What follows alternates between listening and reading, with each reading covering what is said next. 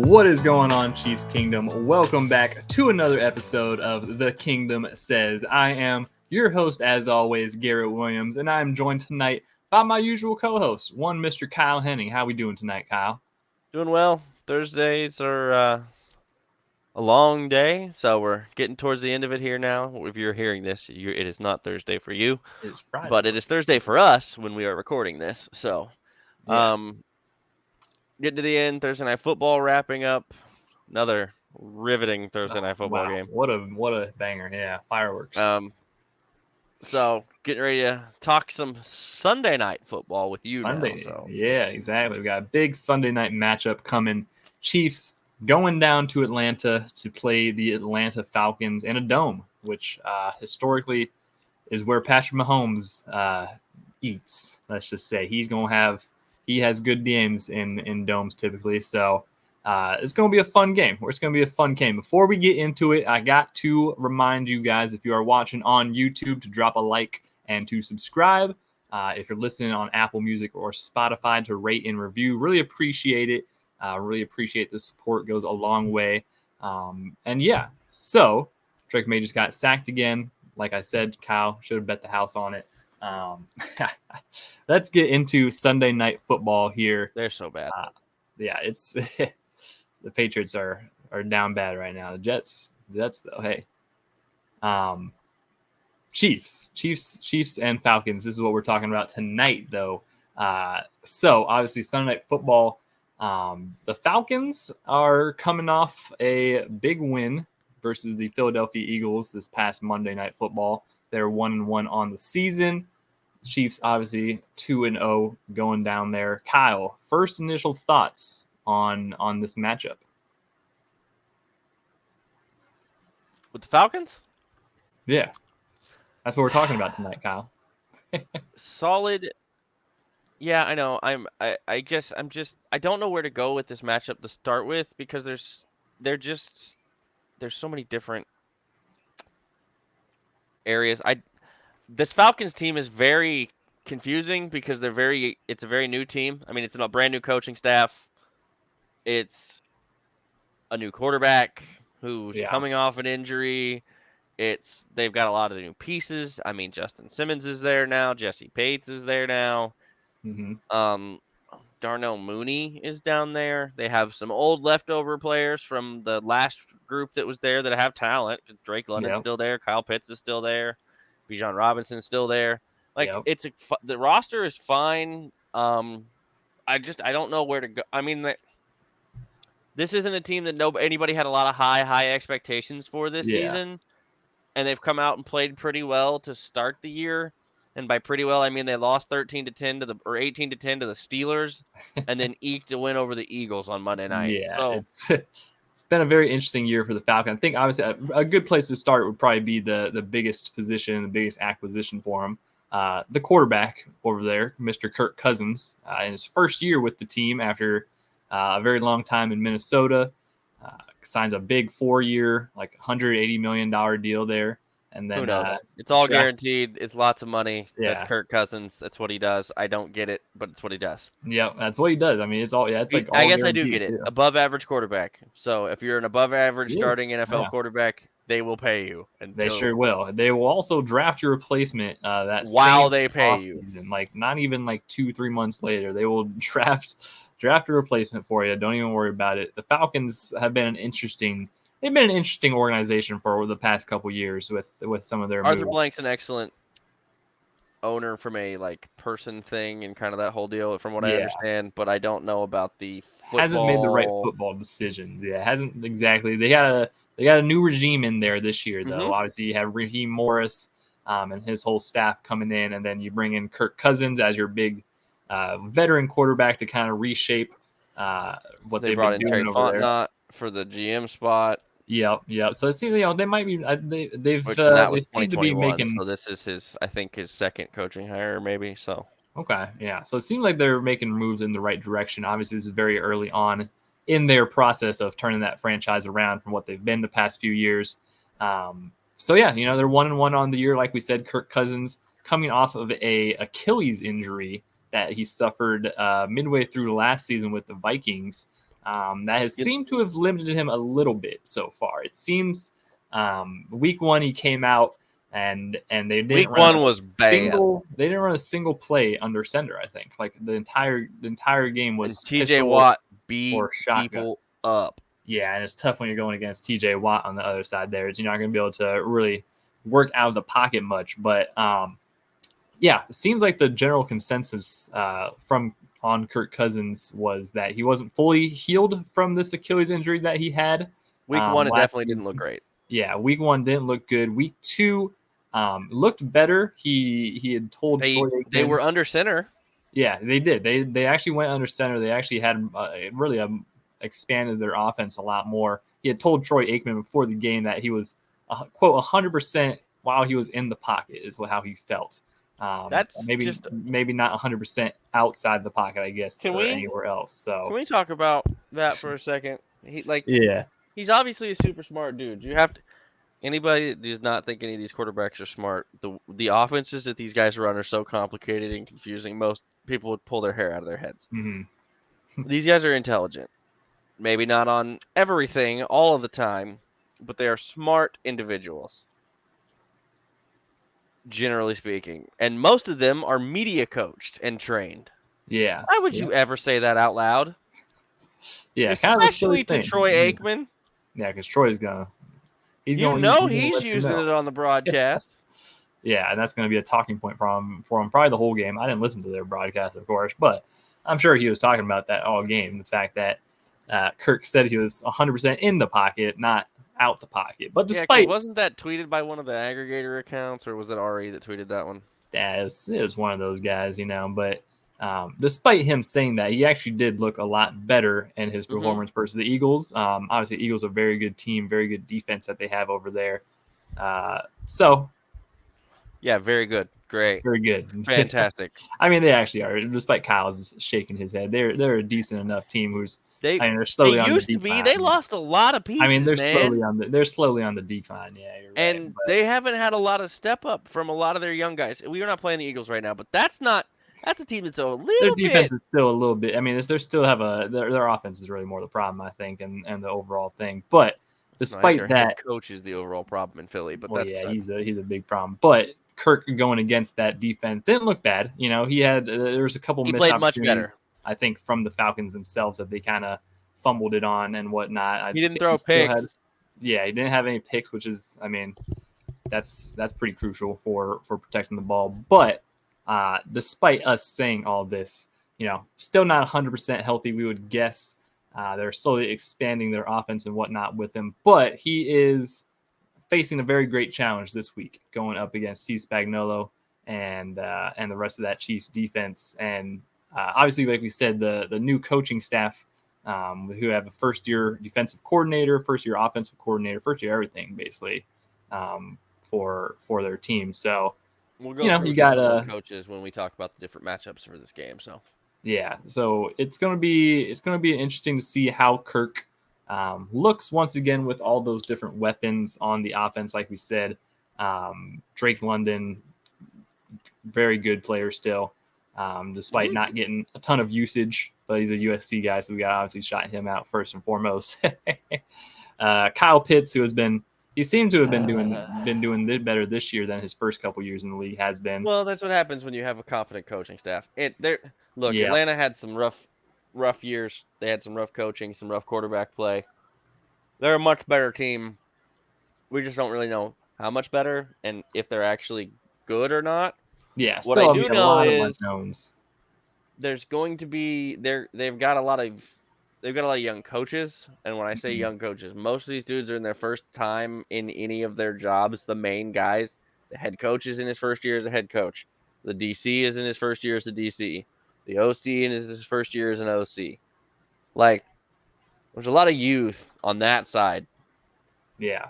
So, traditionally, young coaches do not have a great time with Andy Reid and Steve Spagnuolo.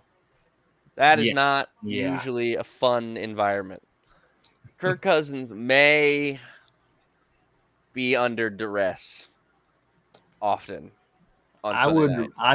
I would bet that he is under duress a lot during this game. I think Steve Spagnuolo, like we know him for, he's probably going to bring some heat. He's probably going to whip out a couple blitzes.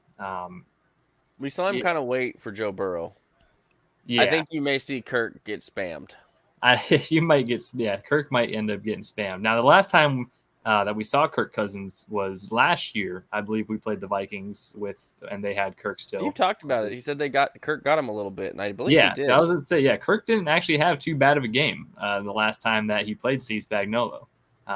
Obviously, in a different scheme and a different situation over there, but obviously that is kind of the offsetting factor. You have all these new guys in the coaching positions, but you still have a very seasoned veteran like Kirk Cousins, who's very good at the quick game, at the little dump off stuff. He's not afraid to check it down very quickly if he sees that pressure coming. So it's going to be a fun chess match to watch. I think the pure athleticism and obviously we know the Chiefs defense, they're a top unit in the league, and just the way that they play, the attitude, the effort, feels like it just kind of overpowers offenses sometimes. It's like you have an overwhelming sense of dominance over some of these younger teams that don't have necessarily as much experience and not as much time together, that have got to grow like this defense has. So. And left to right across the offensive line, they go Jake Matthews, former Michigan tackle. Mm-hmm. Matthew Bergeron, Drew Dahlman, Chris Lindstrom, and Caleb McGarry. Yeah, so not the worst. Chris Lindstrom he's pretty heavily paid, I think. Everybody else, I think they signed Caleb McGarry to a contract this year, but definitely not like the most intimidating offensive line. Jake Matthews also, he's been around for a while. He's been an okay offensive tackle, but you have Chris Jones on the other side, and I'm curious to see if there's going to be more pass rush besides just Chris Jones. Exclude Turk Wharton from that. But there needs to be more pass rush from George, from Mike, from those other guys, especially with only having 8. Felix has got to play better. Yep. There's got to be some more step up from the auxiliary pieces of this defense. Especially, I think, along that defensive line. They've struggled to get, and now, again, good opponents, blah, blah, blah, familiarity, blah, blah, blah. Ravens and Bengals. They've got to get more pressure. They've got to help Chris out. It cannot be the Chris Jones show, especially when they're taking half sacks away from him several days after the fact and making the big fella angry. Chris was not happy. Then George offered him food, and everything was fine. Yeah, but Chris probably going to get a couple so he can make up for that one tonight. I have a prediction that they get at least 4 or 5 sacks on the night on Kirk, just because, the pressure that they bring, and then hopefully the main goal, especially when you face any kind of quarterback like Kirk Cousins, who's been around for a long time, is you got to get pressure with 4, so despite all the blitzes that they're going to bring, you got to get pressure with 4. I'd like to get pressure with 3 if you can. That way you can have the maximum number of guys that covers. That'd be great. Yeah, that's a real tall task. But between Tershawn Wharton, George Karlaftis, Mike Dana getting a little more acclimated this year, I think I got high hopes for the defensive line to do some work. Needs to be a big game from them. Definitely needs to be a win in the trenches. And obviously, we talk about the pass rush side of that, but you got Bijan Robinson on the other side too. And he is a very talented running back. He is a big guy who does not go down very easily. And he's had success these first 2 weeks in the run game. So definitely got to make sure that you're stacking him up, tackling well, which has been obviously a little bit of an issue. And Mike Pennell's going to play a role in this game because Bijan Robinson they've been running the ball consistently, 68 yards the first week, I think, and 97 or something last week. Pretty consistent, 18 to 14 carries. Yeah, they're going to give. He is a big part of their offense. He's definitely, and then he's still, like I said, part of the pass game too. He extends. They use a lot of play action. I know it's a shock. It's Kirk Cousins. It's stunning. They run play action and are a pretty run dominant team and have him throw it sometimes. Exactly. Yeah, they are more of a run first team at this point in Kirk Cousins' career. Unless they're down, he has to play hero ball. But that is their main goal. Their 3 wide receivers right now are Drake London, Darnell Mooney, and Ray McLeod. Yeah, we wear number 34, which is hideous. I hate it. They may have some trouble throwing the football. Yeah, they haven't been the most clean so far. Well, Drake London's going to get a whole helping, and heavy dosage of Trent McDuffie. Yeah, he's gonna get the treatment for sure. He is not gonna see much. And Darnell Mooney, which guy you want? Najee? You want Jalen? It'll probably be. I mean, it'll probably be Jalen. I mean, the Chiefs aren't. Chiefs back no, they don't necessarily do the thing where they sign a guy for the whole day. I think this is a styles make fights kind of corner on wide receiver game because they've got Ray McCloud and Darnell Mooney behind, and I just think whichever one you don't put on, Ray McCloud actually had a much bigger performance last week. So that's whichever one you don't put on Darnell Mooney is the one out of Najee and Jalen Watson. I think is the one you're going to put on Ray McCloud. I just watching that game last week, watching what Dave Merritt said about Najee Johnson. I think they're looking to increase the snap count more. I think he's going to see the field more. I think Josh Williams is last week. Going to lose some time, especially with having a not great game last week again. It's 5 special teams. Hey, keep them going on special teams, and but yeah, probably work Najee in more. Najee did have more snaps last game, which they're going to rotate these guys in until they establish themselves. I do think Jalen Watson has kind of established himself as that second corner. Yeah, I think he has. I think he has definitely made that pretty clear that he can handle that type of responsibility, and I've obviously shown that he has the athleticism for it. He definitely has the football knowledge for it.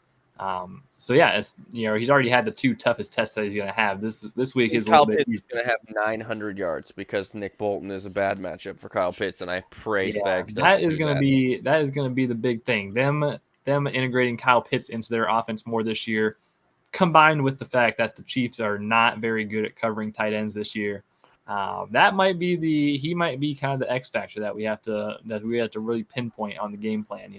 Have to really make it an effort to eliminate Pitts and have either Drake London or one of the other wide receivers be the guy who's doing the work in the passing game. Because I'm much more confident in Trent and Jalen out there guarding them than the tight ends doing anything or getting defended.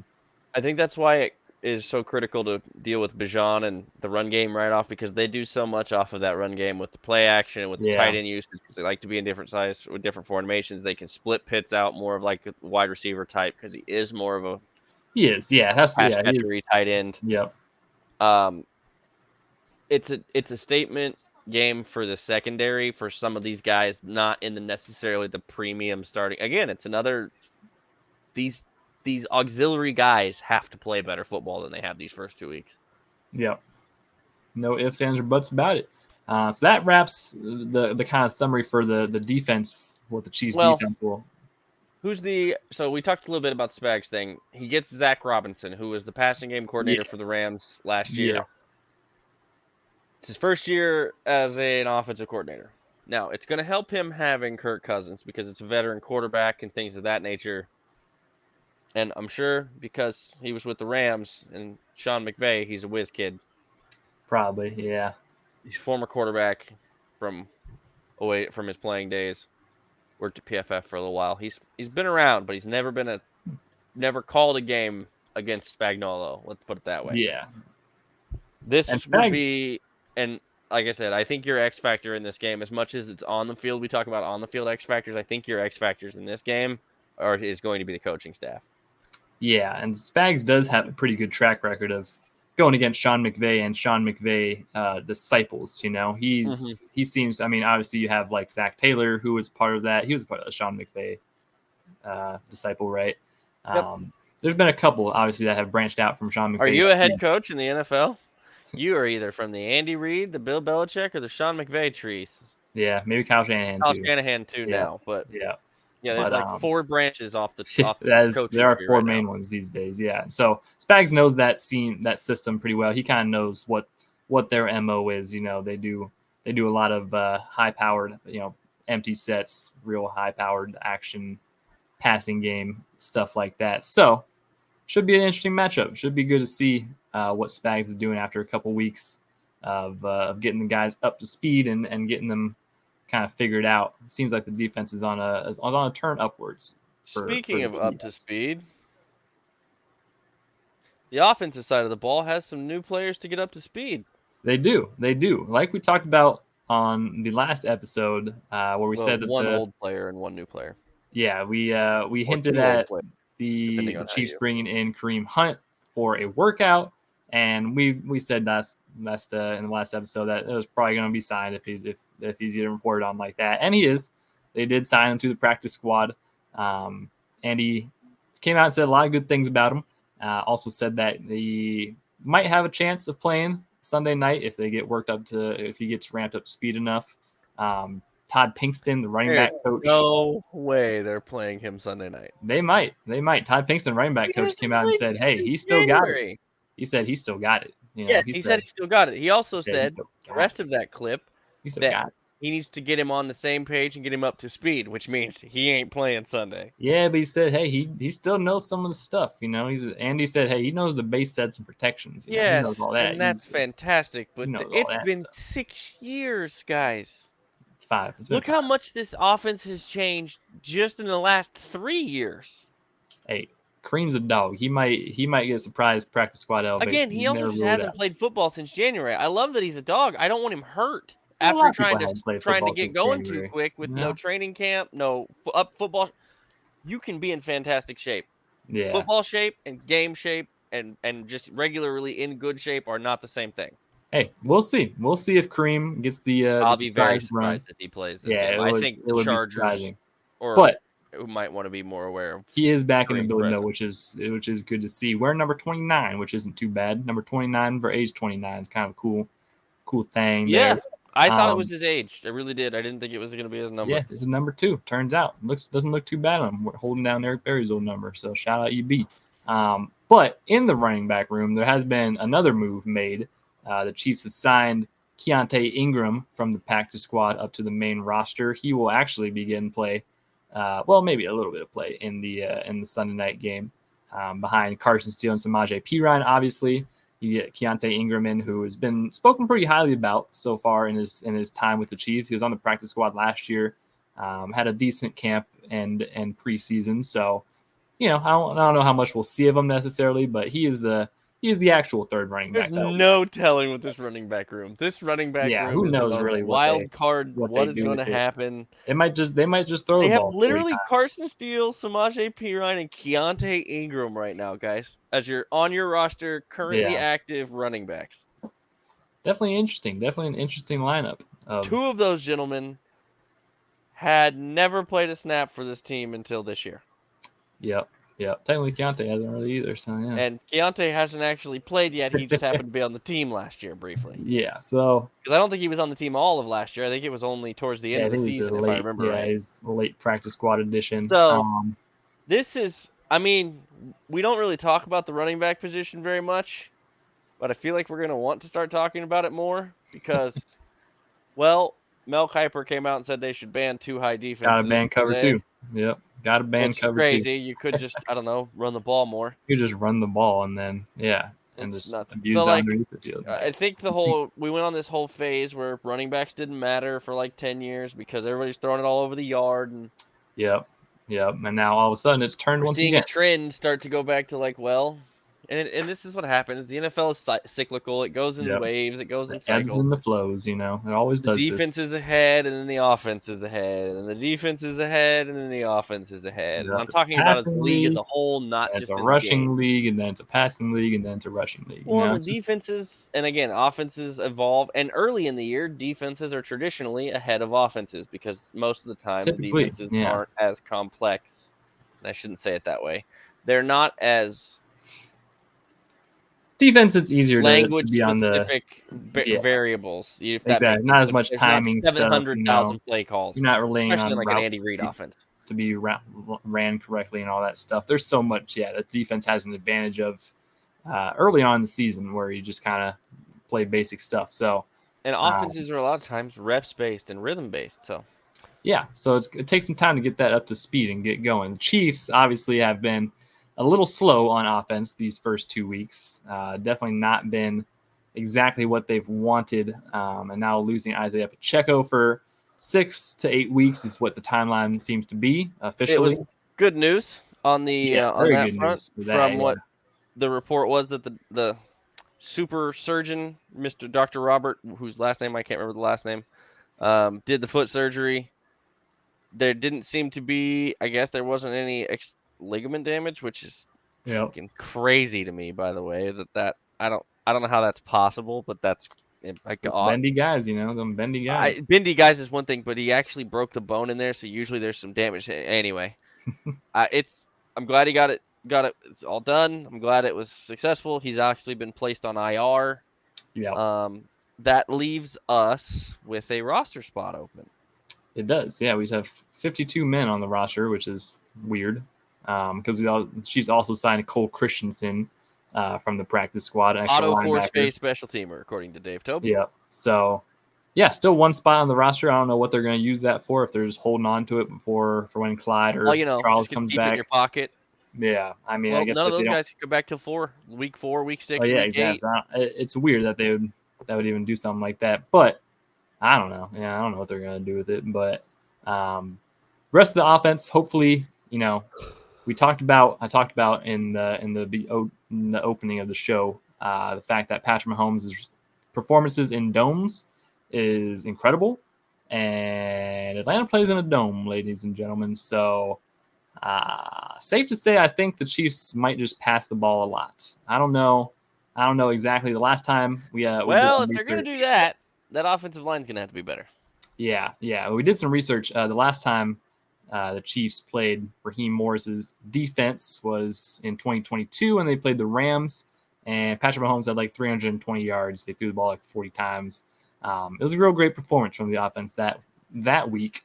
So obviously, Andy knows kind of what Raheem Morris is all about. Obviously, Raheem's been in the league for a while, so they've had a couple good matchups in their day.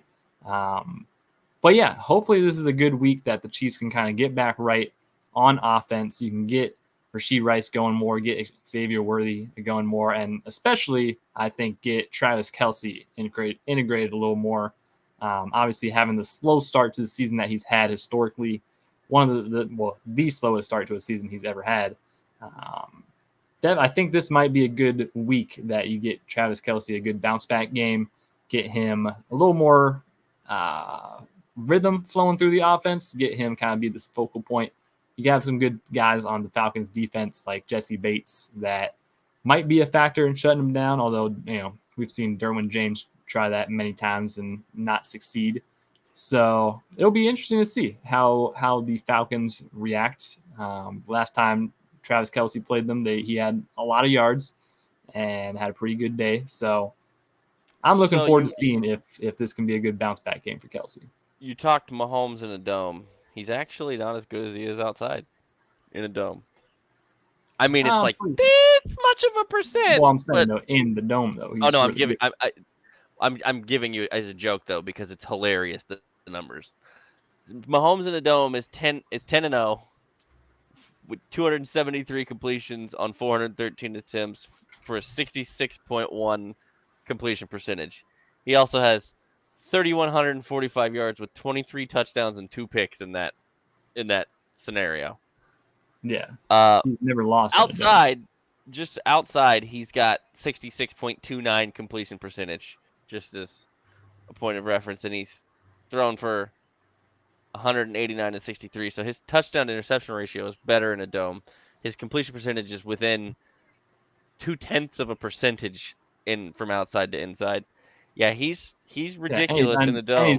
And he's 12-0 in domes. Like, what are you talking about? He's not as good in domes. He is good in domes. He's 12-0. He's never lost inside of a dome. Statistically, he's never lost inside of a dome. He's throwing 3 interceptions in 12 games in a dome. I think he's a little bit better in domes. I'm just going to throw that out there. Not completion percentage-wise, he's not. And not according to his quarterback rating, he's not. I'm just telling you what stats said. I'm telling you the real stats, not these fake. He's better in a retractable roof. In a retractable PBR, roof, whatever that means. I'm talking about touchdowns, Kyle. 28 of them. You know how many that is? Yeah, I'm glad we don't only measure quarterback play off touchdowns, or there would be some really bad measures. All right, you know how many he's going to have this week? Probably at least like 3 to 4. Probably at least like 3 to 4. Yeah, he's excellent in the dome. So he's very good in the dome. Yeah. So I have a lot of confidence that the Chiefs kind of get right on offense this week, get things figured out. Also, got to mention the fact that they are wearing the best uniform in all of sports, which is the all white Chiefs jerseys. They are going with those on Sunday night, which is just going to be beautiful. Just going to be so beautiful for the world to see those beautiful jerseys on display. Yeah, that's going to be a good time. Real quick on the injury front, Tyler Algier for the Falcons was limited and then a full participant the last 2 days on the hip. One of their defensive end / outside linebackers, James Smith-Williams, he's a backup, I believe. He was limited both days dealing with a hip injury. And then Antonio Hamilton was limited in full. So they're a pretty healthy defense, and they're a pretty deep defense at least on the average front. There's not a bunch of crazy high ceiling names that you'll recognize other than Matthew Judon and Grady Jarrett on the defensive line side of the ball. But they've got a bunch of just guys that are above average. Aruka Horahoro, I believe, is a rookie this year or last year. He's a young player. This year, yeah. He's played pretty well the first 2 games. They're an interesting defense. I'm not sure what to expect. I think this is still mostly Raheem Morris calling this defense. Yeah. With Jimmy Lake, even though he's the DC, I think this is still mostly Raheem Morris's defense. But that secondary group, they have a couple of very good safeties in Jesse Bates and Justin Simmons, who we're familiar with. All Chiefs fans should be familiar with. Broncos, Justin Simmons. Bengals, Jesse Bates. So it will be an interesting matchup with this offense, which has not been great. And this is an Atlanta defense that is looking to carry the water for them and be better. Yeah. Yeah, they're definitely more of a defense-oriented team, obviously holding the Steelers to 18 points week 1, the Eagles to only, 21 points last week. Now, not the most impressive offenses on either of those fronts. The Steelers offense isn't. Steelers offense, yeah, not really. The Eagles the Eagles offense is fine if they remember that they should get the ball in Saquon's hands more often than they did at the beginning of that game. They tried at the end of the game, and he said... Yes, at the end of the game, not great. Wow. But at the beginning of the game, why not hand him the ball more? So anyway, that's a separate conversation again with the Eagles. But it leaves them in a spot where Grady Jarrett is probably the biggest name next to Matthew Judon on the defensive line side. Yeah, Matthew Judon just got there, so...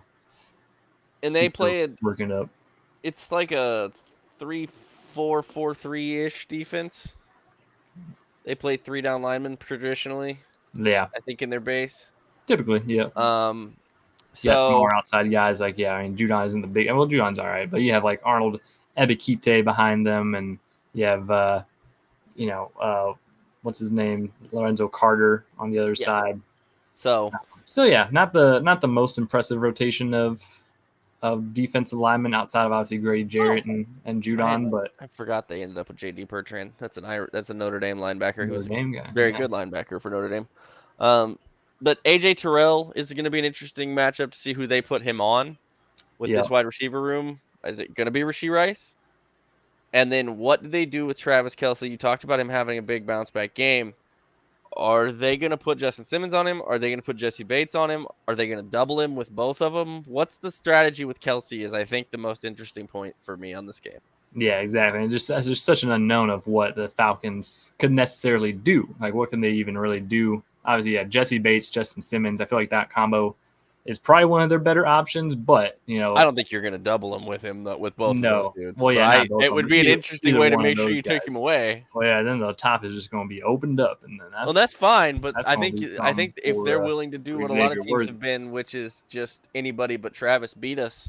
That has been the theme the first 2 weeks. Now, obviously, familiar teams who have a vendetta against Travis Kelce a little bit, so it'll be interesting to see. He's caused both of those teams some strife in the playoffs. Yeah. So Falcons obviously are not a team that's very familiar with them necessarily, so they might just get a little lazy with them. Just say, we'll put a linebacker. What is it? He's a tight end. Yeah, let's put a linebacker on. Yeah, let's do that. Yeah. I hope so. I'd like to see him get going this year. No, I think Raheem Morris he's done his job. Raheem Morris is too smart for that, but I still think that. Something's got to get. We'll see what AJ Terrell does. They have Mike Hughes as their other starting cornerback, former Chiefs corner. Old friend alert. old friend. Also have Antonio Hamilton as I one of would their probably corners. test my cues if So I was the it'll be Chiefs. interesting. Yeah, Whether that's Xavier Worthy, whether that's Rasheed Rice, yeah, whether maybe that's Justin Watson. I mean, Justin Watson will probably burn him too. Honestly, McCole Hardman. I think Cole McCole has Hardman might seen him burn him. probably Yeah, more than most of those guys he's because weren't very they in familiar. camp Yeah, together a yeah, they bunch? were. They were. Him and Jay Watt, I guess, probably have both seen Mike plenty. Yeah. So So yeah, the defense from the test Falcons. Wattis on that part. That's I think a Exactly. matchup that whoever ends up Mike Hughes, because I think you're going to end up with some one-on-ones against this Falcons defense sometimes.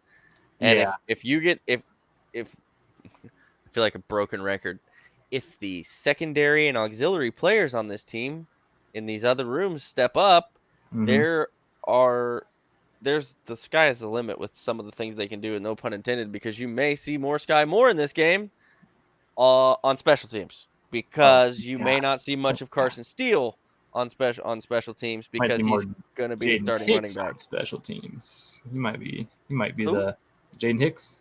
Yeah, I don't think he's going to be doing returning though, and I think that's where you're going to see more Oh Sky yeah, Moore. yeah. I was talking about the With other side. Carson Steele out of the special teams mix, Yeah, it'll most probably be a lot likely. of McCole. Yeah, probably a lot of McCole. Maybe some Sky. Maybe some. Who knows? On Yeah, the kick returns, I think it's going to be McCole and Sky, and then I McCole and think Sky. punt Yeah, return, it'll probably still be still be whatever they McCole. decide to do with. Yeah, Probably still probably McCole. Maybe they elevate Montreal Washington for funsies. I don't know. Or Yeah. Nico Remigio. So One of the big things we have to talk about on this offense. Kyle alluded to the offensive line needs to play better. Also, yes. the question mark at left tackle of who will actually be starting at left tackle. Because according to Azul, I think Wanye, who said that both him and Kingsley were preparing to start this week, so it'll be Matt interesting Nagy to did, see. I think. Okay, yeah, it'll be interesting to see who ends up getting the start there, how they handle that. If they end up giving the reins back to Kingsley, and I don't know, maybe give him some chip help or something if he needs it one or two times, or if they decide to go with Wanye for a couple more weeks and let Kingsley just get some rest and So they needed to refinement.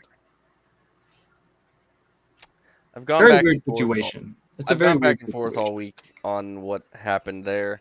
Yeah, I don't think they practiced a whole lot of chip help for him during this training camp and during the season, because I just don't think they think he's going to need it all that often. I think he's a rookie who had a bad game against an elite pass rusher. elite. Yeah, that's the thing. Elite. So this whole way that they've handled after that part has been a bit odd to me, with the way that things have been said, the way that things have been done. But this may be the way that you have to. This may Andy.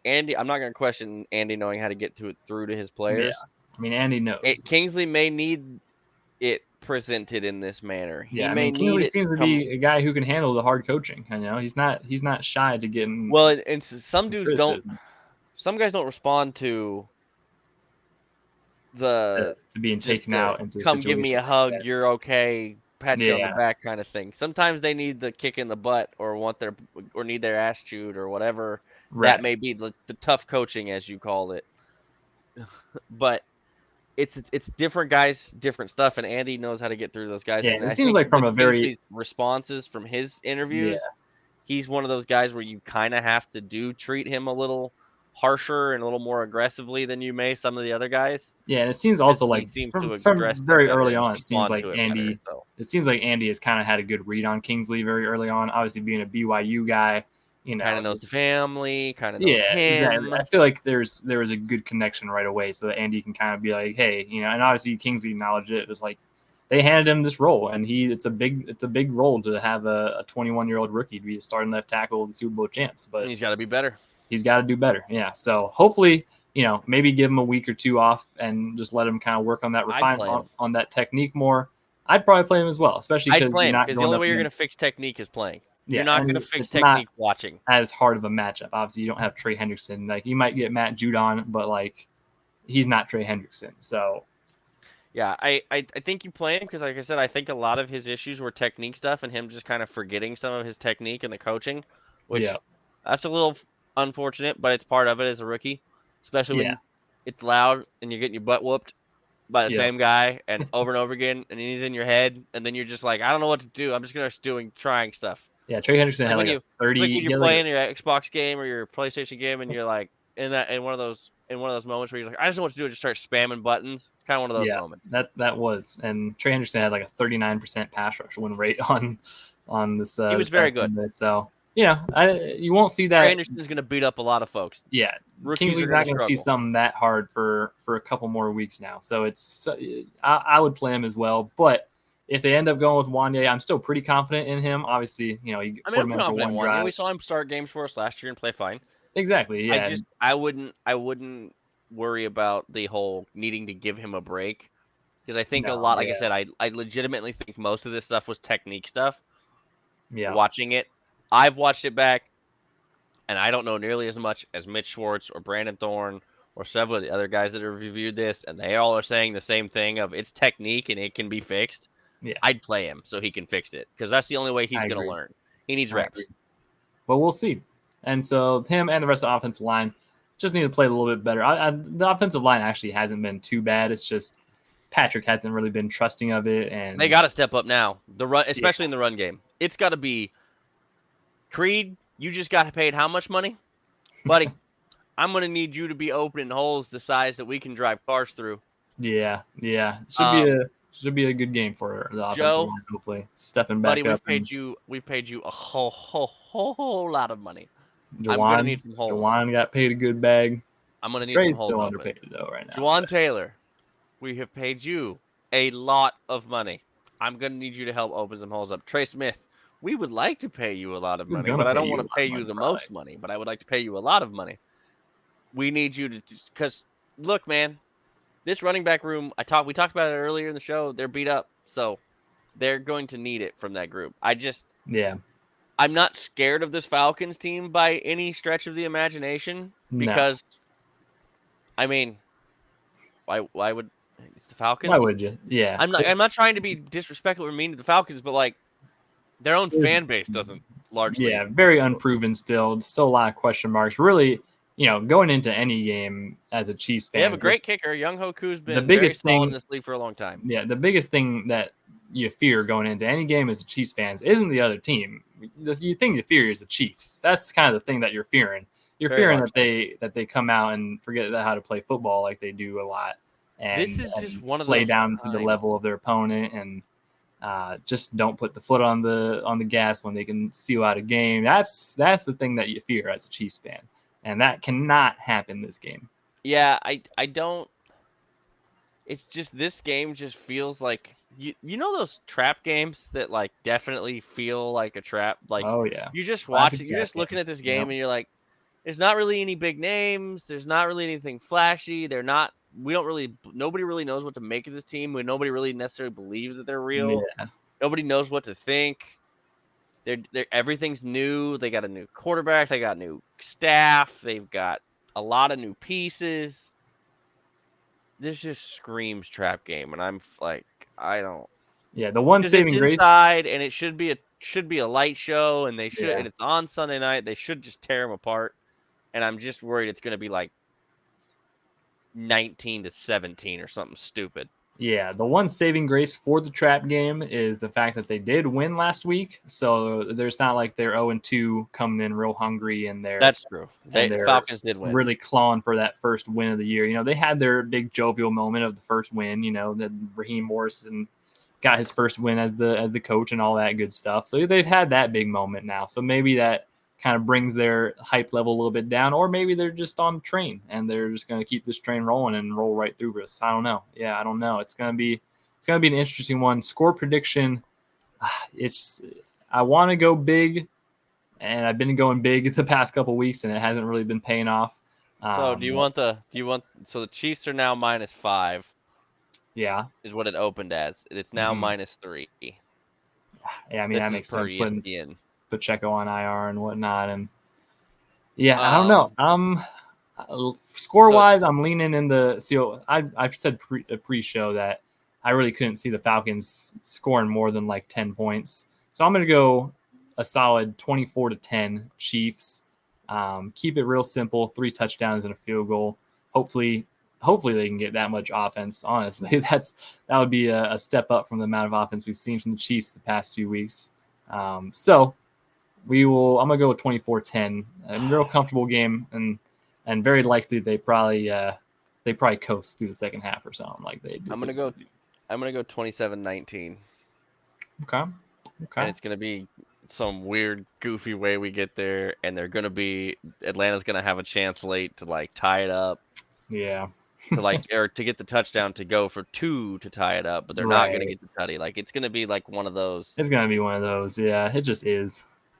It never isn't. So I'm gonna go. Like I said, I'm gonna go 27-19, and it's just another one of those.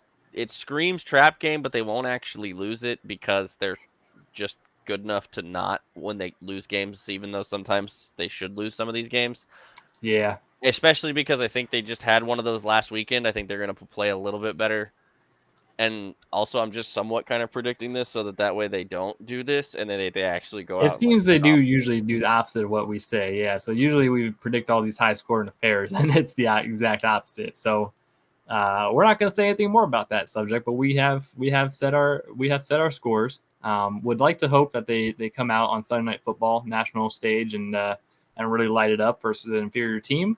That would just be good for the soul. That'd be good for Chiefs Kingdom's soul. Get everybody a good system cleanse out of there. Just a good hearty football game where you're not stressed and you have good performances and you're just enjoying some pizza on Sunday night with your family, watching the Chiefs play good football on Sunday Night Football. You big pizza guy for the games?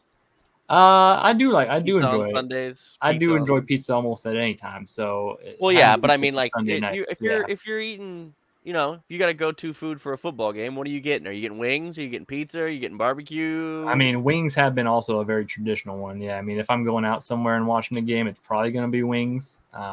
But at home, pop in a pizza, I think, or order Domino's. That's usually the two plays. There you go. Yeah, that's Domino's. If you want, and you're somehow watching this, and you want to sponsor us, reach out. Sponsor us. Happy to do that. I will gladly eat your pizzas on air and tell you how good we will do pizza Domino's reviews and all kinds of goofy shit. We'll have a pizza player of the game. Presented by Domino's if you sponsor us. Or any other, anyone else, really. Little Caesars, anywhere. Papa John's, Pizza Hut. We're open. We're open for success for any sponsorship. So, with all that said, that kind of does it. I wanted to briefly touch on do that. Where we are. I know it's only 2 games in, but just kind of where some of the around the league teams are and kind of where everything's sitting. Yeah. The Chargers somehow are 2-0. Nobody really understands. I'm just kidding. John Harbaugh. I mean, they're playing we don't want to make mistakes. I do want to point out Herbert did not practice today. Sorry, Jim Harbaugh. They're all Harbaughs. They all make the same. One of them Harbaugh boys. Well, Herbert didn't practice or was limited in practice today. So that's an interesting thing. But they've been very game managery, but that offensive line is really solidified with Joe Alt at tackle, which is what we all expected. Yeah. Then you have the 2-0 Steelers, which is crazy. The Texans are way out ahead in their division, 2 games up on everybody. That Jets won a game tonight. Again. Jets. 2-1. And then you look around and the Falcons are 1-1, and that NFC South, this division with the Saints and the Bucks in it that we're playing this year. Saints are playing this division this year. It's a good team. It's a good division. Yeah. I think they're a good division. Yeah, it's still early, I think. It might be still early. It is still early, but I think this division's going to be better than a lot of teams thought it was. A lot of people thought it was going to be, because I think a lot of people had the expectations that this was going to be the worst division in football. Well, yeah, it has been. And I don't think it's really that bad. Them and the AFC South have kind of been fighting. I really don't. I think the Panthers are god-awful. I don't think the rest of the division is that bad. Panthers are dead in the water. Bucks are good. Falcons are okay so far. Saints I think they're going to get Derek Carr, but who knows? Also, there's some teams that are just they're not that good this year. The Bears aren't going to be very good this year. I just don't. I don't see it. Yeah, real bad line. The Eagles do not seem to be a very good football team this year. Yeah, Eagles are broken. The Rams are beat to absolute hell. Injured. They are so hurt, and it's only 2 weeks in. I don't know if they're going to come back from those this year or not. The Dolphins. Yeah. Tua I don't bad know, situation man. there. No Tua. As much as everybody wants to hate on Tua, he's a hell of a lot better than Skylar Thompson. Skylar Thompson ain't it. Yeah. And they don't really have anything else. And I don't know, man. No. Skylar's gonna do his best, and I wish him the best. But I just don't. Kansas State guy, right? Yeah, I just don't see that going well. Trevor Lawrence has been awful bad this year for the Jaguars. He's not having a good I time. did not have Doug Peterson and the Jaguars 0-2 on my bingo card. I also did not have Anthony Richardson and the Colts 0-2 on my bingo card. Yeah, he's slinging the pill though, but it's just not working out. Yeah. It's just been a very strange start to the year, and the reason I bring all this up is it's September, guys. Now, for a lot of these teams, September's a huge deal, and because every game counts to us, a lot of these teams. Yeah, and it does. Every game counts for the Chiefs too. But we know on a historical process with this roster that, and with this team and this coaching staff, this regime of the Chiefs, we don't have to worry too much about September. That's true. So I encourage everybody, even if this game goes badly, which it could, game after two big get up and fight games. I know it's still a primetime game, but this isn't the Bengals and the Ravens. This is the Falcons. So yeah, if it's like Garrett said, and they come out and play a little down the opponent, and everybody, I encourage you guys all to not have the sky is falling around you and let it ruin your whole world for the next 2 to 3 weeks. Yeah, as we learned from last year, definitely just cannot overreact to these times. Things, there's just so much randomness in the NFL, and eventually it all evens itself out, and the cream rises to the top. And we, of course, know that the cream is the Kansas City Chiefs, so they will be fine despite anything that happens Sunday. But that being said, they're going to win. Ain't no question about it. And you guys they may still win. It's just they may not play well, and people still have a heart attack. They're probably not going to play well. I mean, let's be real with ourselves, but they will win, I think. Speaking of win, you guys are all winners for listening to us and joining us tonight. We cannot thank you enough for tuning in and following us along and all that good stuff. Be sure to follow us at Kingdom Says Pod, Facebook, Twitter, and Instagram in case you are not already. If you're watching this on Apple Music, or if you're listening to this on Apple Music or Spotify, you should check out our YouTube page. Pretty good little page that we got over there. We're gonna Please be subscribe, like in all places. Yeah, exactly. Like, subscribe, all that good stuff. And if you're listening or if you're watching on YouTube, go check it out on Apple Music just for fun, or Spotify. Just go give us a play, go give us a rate and a review. We'd really appreciate it. Anywhere you get podcasts, we're available. Yeah, exactly. So we'd really appreciate all the support that you guys give us. We will be back next week to react to the Falcons game and any other fun tomfoolery that happens on Sunday, because there probably will be some more tomfoolery that happens on Sunday. So I'm still curious to see who the 53rd man is for this roster. So. Yeah, maybe bring back Justin Houston or Marcus Peters, or maybe Derek Johnson. He can still probably strap it up, honestly. Stop it. Tamba? Ali, Tamba, you gonna roll Tamba out there too? Yeah. See, Jared Allen, if he signs back, he might, one more. I don't know. Does Minnesota still have his rights? Because I think he still had a year left on his deal or two, maybe. I don't remember. He retired with the Panthers, so. Oh, was it Carolina? Yeah.